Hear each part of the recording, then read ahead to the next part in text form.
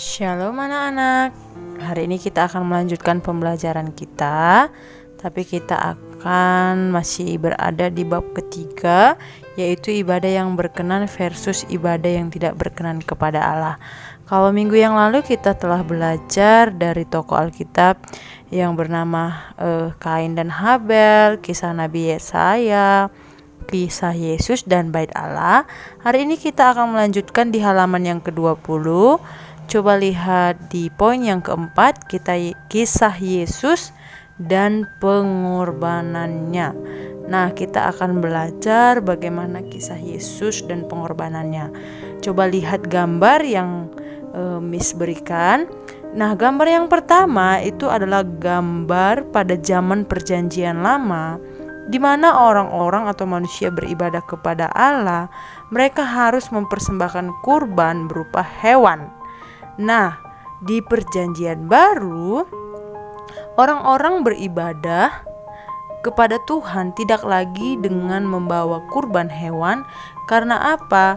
Karena ada satu pribadi yang bernama Yesus yang telah mengorbankan dirinya sebagai persembahan untuk menyelamatkan seluruh dunia.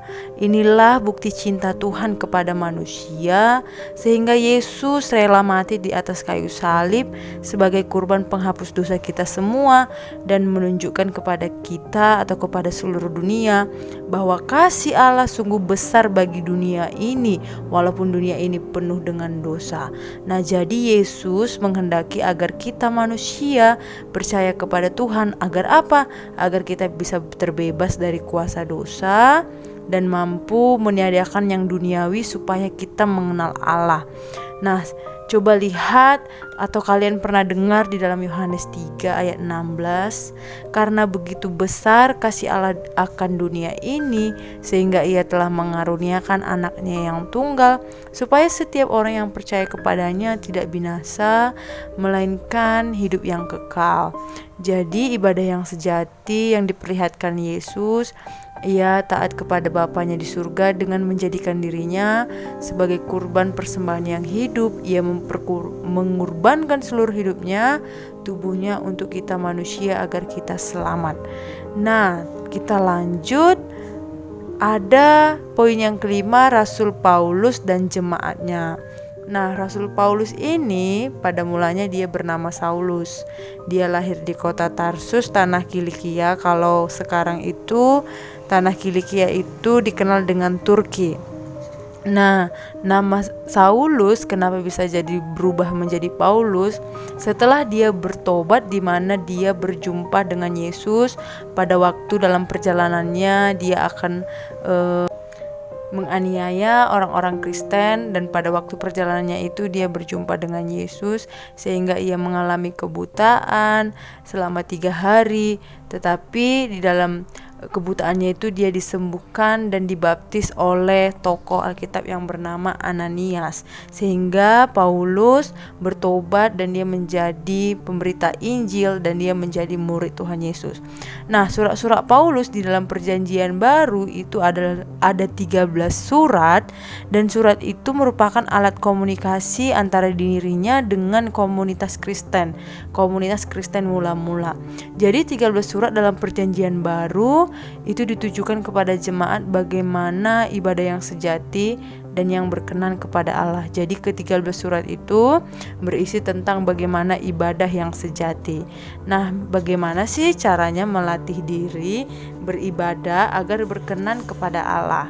Coba lihat halaman 23 buku kalian sambil kalian menonton video ini. Nah, latihan yang dapat kita lakukan adalah yang pertama, fokus untuk menyenangkan hati Tuhan. Nah, jika dalam pekerjaan melayani Tuhan kamu dicela dan dihina, tetaplah kerjakan yang terbaik dan sesuai dengan firman Tuhan. Ingatlah, fokusmu adalah menyenangkan hati Tuhan. Jangan patah semangat karena Tuhan akan selalu menolongmu. Yang kedua, jadilah teladan yang baik bagi semua orang. Meskipun kalian masih muda, masih kelas 6 SD, tetapi kalian harus menjadi teladan dalam sikap kalian, dalam tingkah kalian sehari-hari. Sehingga apa? Sehingga orang-orang bisa melihat bahwa kalian ini adalah pengikut Kristus. Yang ketiga, jadilah saksi Kristus. Nah, jadi kita bisa dapat memperkatakan firman Tuhan dimanapun kita berada, dengan teman-teman kita, atau dengan saudara-saudara kita bisa menceritakan betapa baiknya Tuhan itu di dalam hidup kita. Yang keempat, ambil waktu doa pribadi dan renungkan firman Tuhan.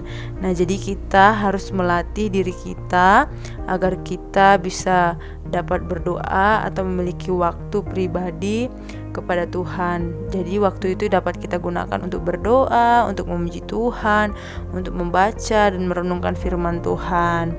Nah, yang kelima, buatlah keputusan yang sesuai dengan firman Tuhan. Nah, setiap hari kita mengambil beberapa keputusan untuk hidup, dari mulai bangun sampai malam. Nah, ingatlah keputusan yang kita ambil itu haruslah didasari dengan firman Tuhan. Belajar berpikir positif dan jalani setiap hari dengan penuh sukacita. Nah, dengan kelima poin ini kita dapat melakukan ibadah yang berkenan kepada Tuhan. Oke, sampai sini dulu video yang akan Miss bagikan. Semoga kalian dapat mengerti. Tuhan Yesus memberkati. Shalom.